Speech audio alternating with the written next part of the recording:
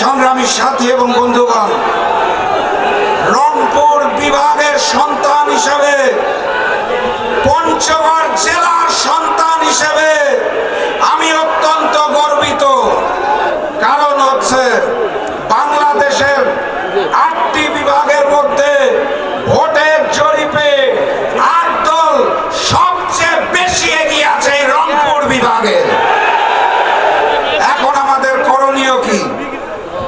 8 দল থেকে যে সকল প্রার্থী আপনাদের আসনে আসবে তার জন্য সকলে মিলে একসাথে কাজ করতে হবে ইনশাআল্লাহ।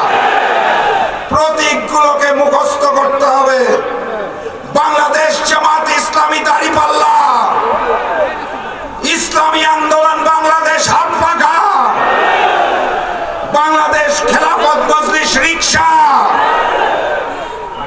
খেলাফত মজলিস দেওয়ালগড়ি, বাংলাদেশ খেলাফত আন্দোলন বটগাছ, বাংলাদেশ ডেভেলপমেন্ট পার্টি ফুলকপি এবং আমার দল জাতীয় গণতান্ত্রিক পার্টি জাকপার প্রতীক চশমা।